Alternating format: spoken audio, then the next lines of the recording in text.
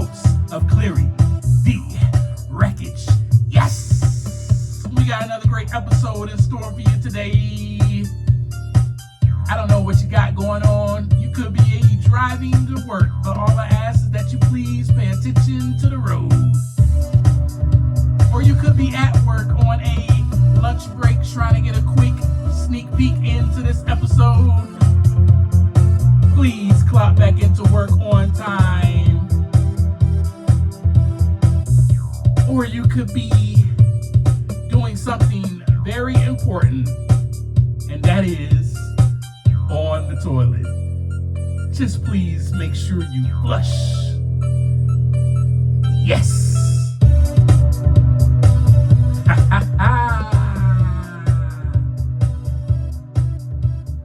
What's going on, wreckage clearers? Glad to have you here with me again for another great episode of Clearing the Wreckage.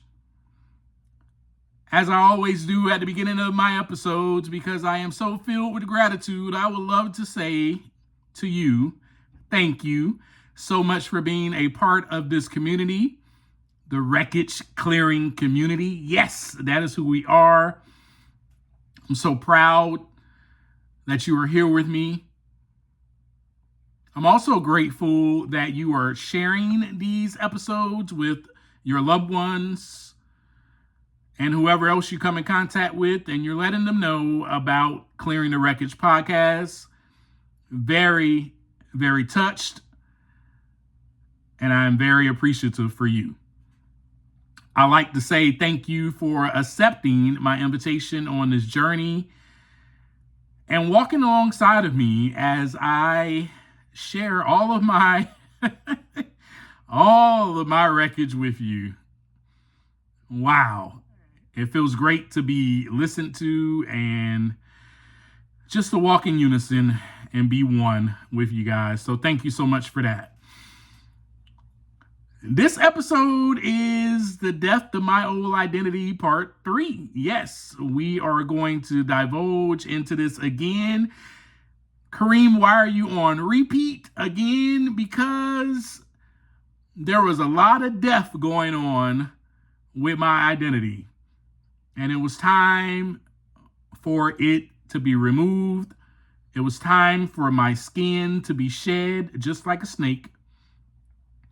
And it was time for me to go into a cocoon, just like a caterpillar does. I want to ask a couple of questions before we start off to get this conversation started. We're at our favorite coffee shop. You got your latte. I got my cafe Americano. We're hanging out. We're chilling. And what is it that comes to your mind? What do you think about when I say identity? When it comes to identity, what is it that you think about? Let's say that we're meeting for the first time. I say, hey, my name's Kareem. You say, hey, my name is, James. And I'm like, okay, well, tell me about yourself. What is it that comes to your mind? What are you going to tell me? How are you going to identify yourself? Does family come to your mind? Does the place you're born come to your mind? Well, my name's James. I was born in such and such. What about your gender? Does that come to mind? What about your job? That's a good one. How about your religion? If you want to tell me more about yourself, I wonder if that pops up in your head as well. I also wonder, does your state of being maybe come to mind? Do you use the word I am or I'm in front of certain things to describe yourself? I'm tired. I'm confused. What about your race? And I know that from my eyes, I will be able to see your race, but maybe you want to dive a little bit more into your background and your ethnicity. And, you tell me that you come from Turkey, so you're Turkish. I'm from Africa, so I'm African. From India, so I'm Indian. Asian, black, white, Latin, all the above, all those ethnicities. How about when you see someone else? Let's take, for an example, a person that may be on the street corner with a sign asking for food or money. Do you identify them as homeless? I wonder if you put the word homeless in front of person. Do you say, oh, that's a homeless person? What about if you were adopted? Do you identify yourself as adopted or fostered? Let's say, for instance, you have a disability. Do you identify yourself as paraplegic, quadriplegic, bipolar, blind, deaf, mute, depressed, anxious? I'm anxious. I'm an anxious person. I wonder. I'm asking these questions to you because this is the time where I get to know you. Maybe you identify yourself as broken because you were abandoned or abused or bullied or even treated differently than others. One of my favorites, do you consider or identify yourself as a likable person? I'm very liked because I have 1 million followers on social media. What about identifying yourself as the opposite? I'm not liked so much because, well, I only have 100 followers. Do you identify yourself as less than or better than or equal? What about success? Oh, I made $100,000 this year. Next year, I'm going to make $140,000. I am successful. I have made my first $1 million, and the next year I'm going to make, 10 million because of this company that I built. I am very successful. Do you identify yourself as that? Well, as we can see, right? As you ponder on those questions, you can see that there are so many ways that we can identify ourselves. What if I told you that your identity is being constructed as soon as you come out of the womb? Would you believe me? Would you give me the time of the day to explain myself? Would you look at me like I'm stupid and say, nah, Kareem, that's not true. My identity, it's just my identity. When I'm born, that's my identity. I'm born such and such, and I already have my name and all these things, and that may be true, but what if your identity is being constructed from the moment you come out the womb, from the moment you're birthed? Let's say, for instance, who knows, you could have been left at a fire station, a little baby left there, and 2 adults come up, or maybe even one, picks you up and they name you. Then they take you, and then you get a birth certificate, something that gives you identity, right?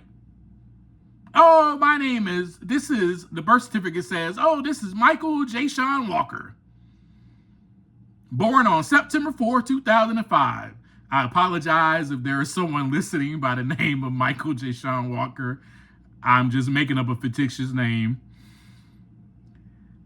And he was born on September 4, 2005 at, Clearville Medical Center or Clearville Hospital. Hell, even the hospital that you were born at becomes part of your identity. Now, to you, you're not being held by 2 random people. Those people that pick you up, you're not just being held by 2 random people. These are your parents. You look at them and you feel nurtured and comforted. You know that you are connected. You know that you are attached. And you know that you are a part of them. Some way, somehow, I don't know how that happens, but you feel that energy, you feel that connection when your little baby eyes connect with their eyes. Your identity is being constructed. Let me tell you. Now, I just used that as an example, but most cases, especially in the United States, if you're born in a hospital or wherever you're born, you're held by one or two people right after you come out of the womb, and they name you and they tag you. And you're also given a number, a 9-digit one to be exact, to identify you. Oh man, little did we know that we were just a number. According to the U.S. government, because you will have this number for every single thing. This, my friends, is your identifier. This is how, oh my goodness, we can tell that this is you. You are Michael J. Sean Walker because of these 9 digits that you just gave us, and we can tell you apart from all the other 7 billion people in the world. Yep. And then family becomes a vital part of your identity, right? I mean, it just does. Whether you are the only child or you could have, 7 or 8 siblings, who knows? Whether you're the oldest, the middle, a twin, a triplet, so forth, so on, this becomes your identity. Then you were told, or should I say taught, how to be, what to do, how not to be, what not to do. Yes, you were. You were given a set of instructions or morals or values by the people who are attached to your identity. That will be your parents. Even if you are the youngest, like me, your siblings probably taught you things or told you what to do, how to be, what not to do, what to say. Probably the only thing that you learned on your own was to crawl and walk. That's probably the only thing you learned on your own. I'm telling you. Nobody had to teach you how to crawl. You just got on the ground and you were like, oh, and you just started doing it. Eventually, you started crawling to the table, the nearest coffee table, and you started trying to pull yourself up with all your little might and strength. And you were able to pull yourself up, and you were able to stand on your 2 feet. And your parents and whoever else were around was like, oh my God, they're standing up. Look at them. And then, on your own, you were able to walk. Now, you could debate that and go, nah, my mom was right there, egging me on, encouraging me to walk toward her. Yes, she might have encouraged you, but you walked to her. She didn't pick you up and move you toward her. You walked to her. So those are probably the only 2 things. Or if you're like me, I learned a couple more things on my own, I think. I learned how to tie my shoes on my own. I think they showed me, but no one actually taught me. They just showed me. But then I kept messing up and I got it on my own. But anyway, that's neither here nor there. But those 2 things specifically, I guarantee, you learn to crawl on your own and you learn to walk on your own. The rest were instructions. Instructions given by someone else. This is how you hold your spoon when you eat, Kareem.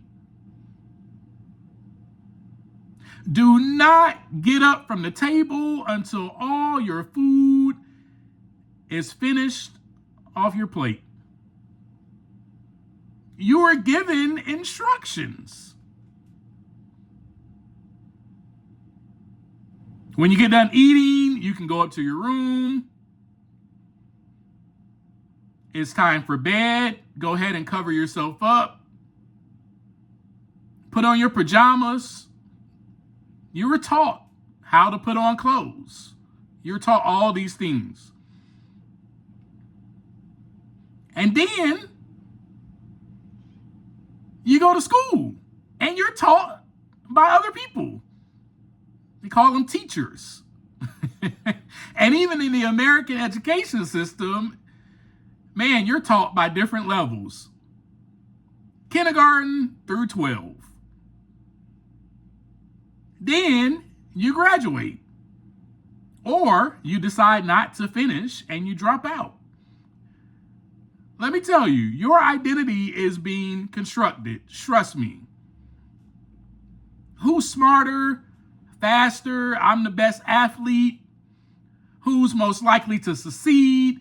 Class clown, valedictorian, salutatorian, student council president, honor, AP courses, GPA status. Your identity is being constructed. Oh, well, such and such graduated with a 3.9 GPA, and I only graduated with a 2.67. I must be less smarter than this person. Your identity is being constructed.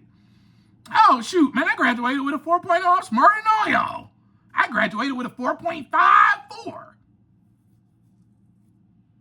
Can't tell me nothing. I'm smarter than all y'all. Your identity is being constructed. Trust me when I tell you. Oh, well, I decided to drop out of school.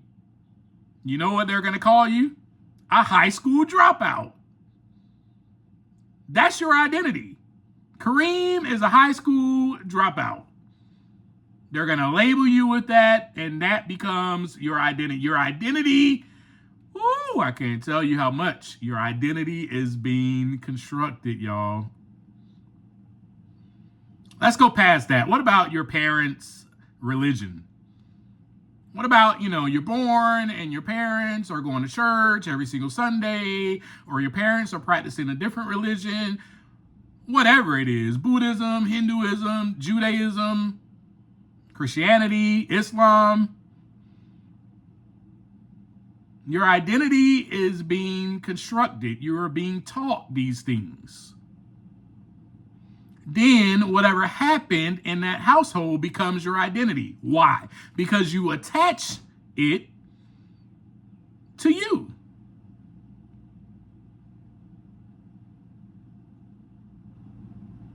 Most of us will say, oh, I'm a product of divorce. You've attached divorce. You attach your parents' divorce, which had nothing to do with you, to your identity. Isn't it amazing? Isn't it amazing how we do this? Our identity is being constructed. Or you can have two parents that are still together, that stayed together for, 40 plus, 50 years. You can attach your identity to that. I do not come from a broken household. My family is all put together. That's your identity. We continue to construct our identity for as long as we can, or should I say, as long as we need to. This identity is being formed and constructed because we need structure. That is exactly why this identity is being constructed, because we need to stay in bounds and we need some type of structure. We need something to hold on to that gives us a sense of value, self-esteem, or let's just say ego. Because if I graduated with the 4.54, I'm better than everybody, and God doggone it, I'm finna be one of the most successful entrepreneurs. I'm finna build this business. I'm gonna go on to do big things. And the rest of you are less than ego. But this ego structure, I should call it, is there for a reason. And we'll get into that in a little bit. But let's talk about my identity, should we? Now, we've discussed my identity over those other 2 episodes, the first part and the second part. So today we're not going to divulge too much in the past and the things that made up my old identity. Yes, I will say it's old because I am no longer that person. But that identity was needed, and it was there for a reason. As I said, to create some structure, to create some type of balance beam. Family is put there to give you a system,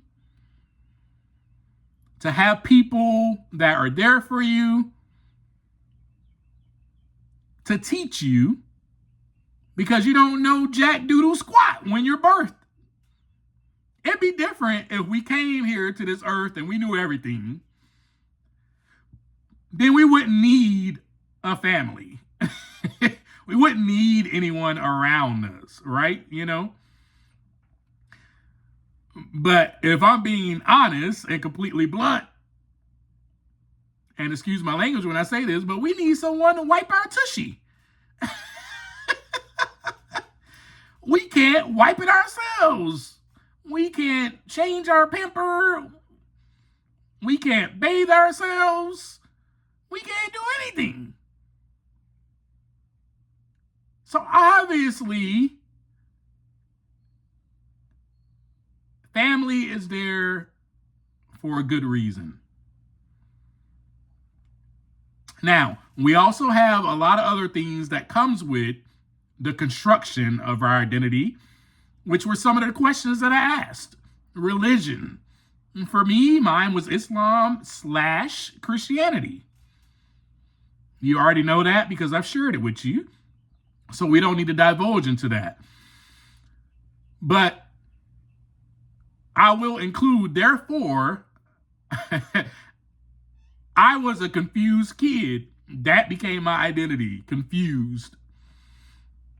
And also with that, I became a kid that strived and sought after perfection. Yes, because there were certain rules and regulations that I had to follow. And if I did not follow them, I received punishment. And then, I felt like a failure. And on top of that, if I failed my parents, I was not looking forward to that punishment. Let's just say that. Which created or constructed an identity in me of perfection, because I will not become a failure.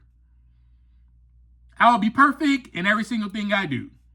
Let's just take an example of something that happened when I was growing up.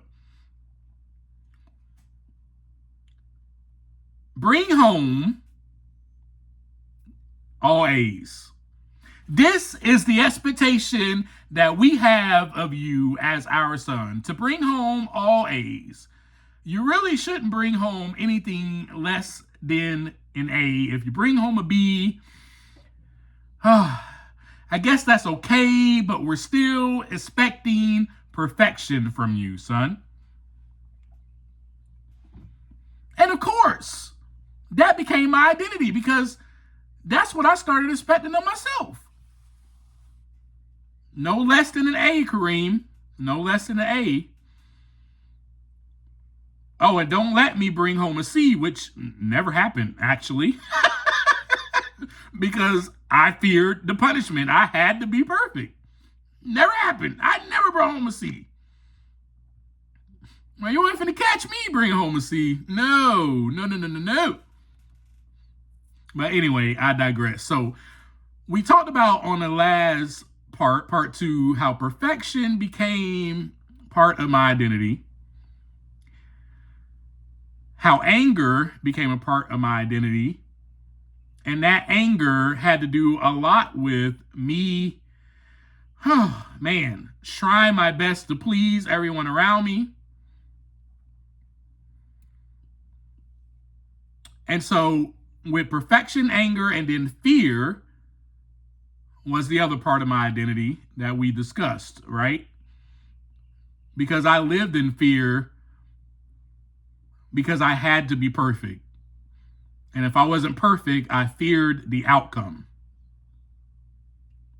Now let's talk about bullying. There was somebody in my family who used to bully me.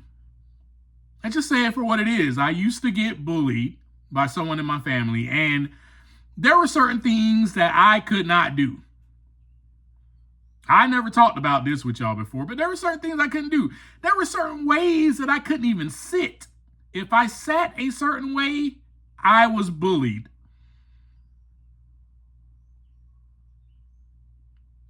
And I'm just using the word bully, but you can use your imagination from there. I mean, I was bullied. I was beat up because I sat a certain way. I couldn't even say certain things. If I said that, I was bullied. I was bullied into acting perfect. That became my identity, which along with that became a lot of people pleasing and walking on eggshells,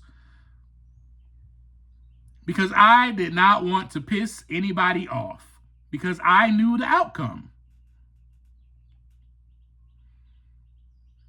May I remind you, your identity is being constructed. Now, you wonder why it was time for that identity to die. We talked about how after my ex-fiance left, I went through this pain that I had never felt before. I was clean and sober, but I went through this pain. And I went through this stage of anger. I was mad at God. I was mad at everyone around me. I was mad at myself. I hated myself because I was no longer perfect. It must have had something to do with me why she left. Had nothing to do with me, by the way. We've already discussed that. But because of this people pleasing, because of this perfection that I was seeking after, and this fear, how it became part of my identity, that is how I lived. I lived in fear. I lived for perfection. And that was the standard that I had to reach. And so it must have been my fault. I must have failed at this. We talked about how everybody left. Of course, because of that abandonment, my identity was, I must be the reason. I am unworthy of love. We discussed how I wasn't told I love you growing up. Oh, well, it's because I don't deserve love. This identity was constructed. Now you wonder why it had to die. It was definitely time. And the crazy thing about it is that I did not even know what was happening. I was grieving my own identity, y'all. Oh my goodness. I was in denial that all this was happening. I was angry. I was bargaining with God. I was depressed. Just when am I going to come to the place of acceptance? Well, I thought I did, but it took a little bit longer than that.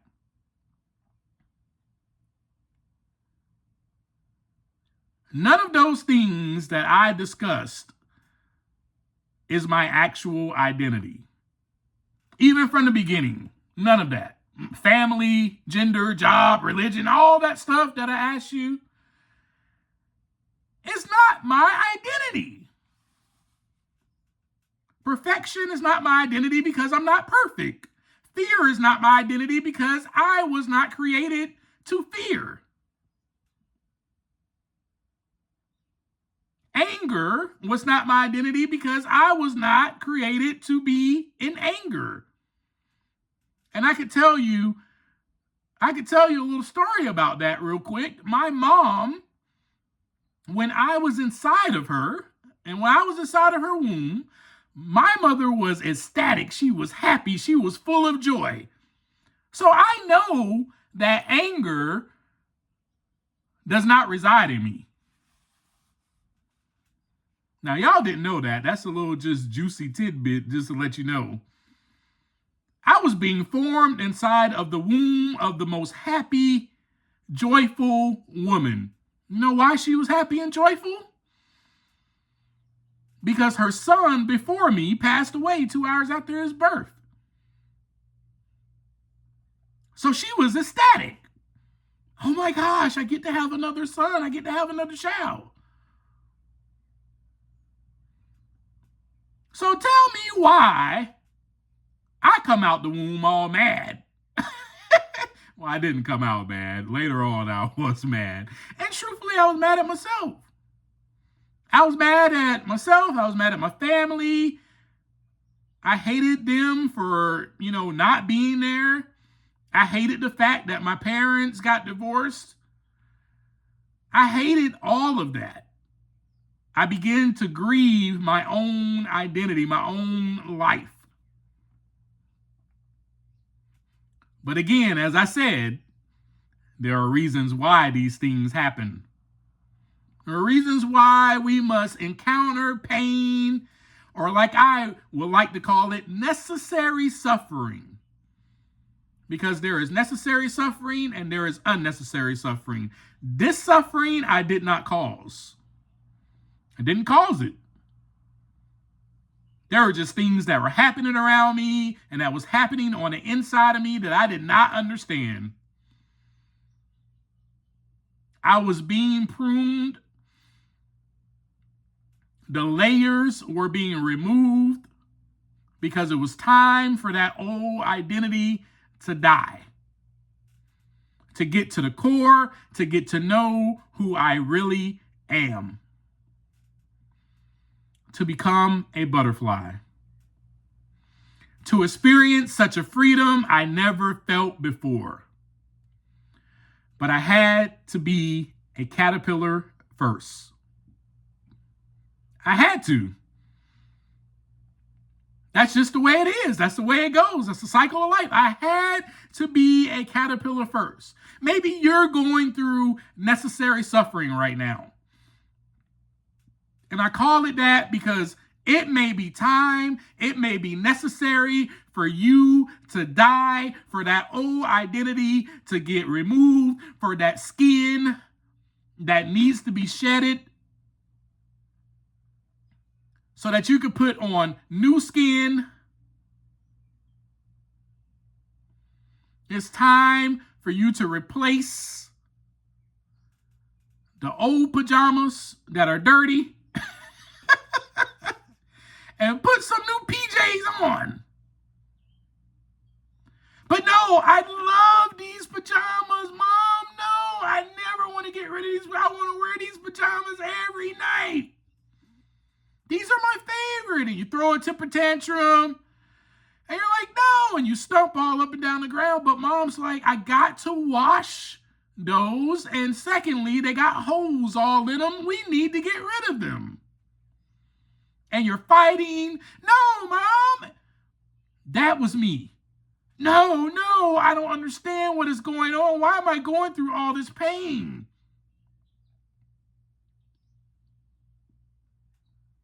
When you're in the thick of it, you may not get it. Maybe the caterpillar doesn't even know. Maybe when the caterpillar goes into the cocoon, maybe it doesn't know. When it's crawling upon its belly on the earth, maybe he just thinks he's going to be a caterpillar all his life.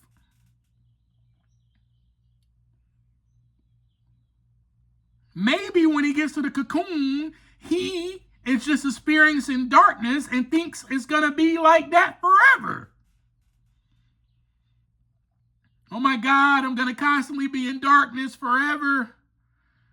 Oh, am I always going to be in this cocoon? Am I dead? Maybe the caterpillar's thinking that. I don't know. But just like the caterpillar, I had to be a baby first, right? You know, I had to be birthed. I had to learn how to crawl. I had to learn how to eat. I had to learn how to put my pants on. I had to do all these things. I had to learn how to walk on this earth first. So I had to be given some type of boundary, some type of structure. Because this is how it is in this place. And this is how you need to be in order to survive. The same with the caterpillar. Man, this is how I have to live just to survive. I got predators after me. There's all types of stuff happening around me. But I must learn to survive. So that is why we were given that structure. We were given that identity in the beginning. And that identity had to be formed. It had to be constructed to prepare me for not only the cocoon, but for when I turn into a beautiful butterfly. So right now, you could be going through so much pain, not understanding what is going on.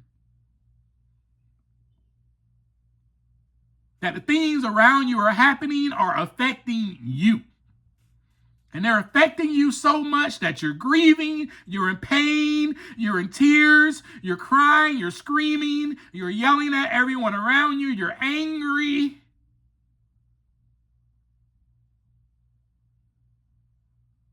It's because it's time for you to go into the cocoon and rest. Put to death that old identity, be renewed, and turn into a beautiful butterfly. And I guarantee you that the caterpillar had no idea until that cocoon bursts apart, because his wings are spread and he's ready to fly. There may be some things that you will not understand in your first half of life, like I like to call it. It's a preparation to get you to your second half of life, to get you walking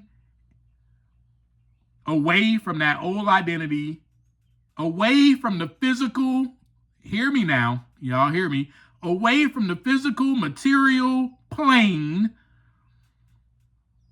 All of this ego structure that you have, everything that you think makes you you. Oh, I'm the best athlete ever, you know. Oh my God. I'm starting at this university next year. Oh, now I went to the NFL. I'm drafted. This is my identity. I'm an NFL football player. You're not an NFL football player. You're just a person that happens to play football.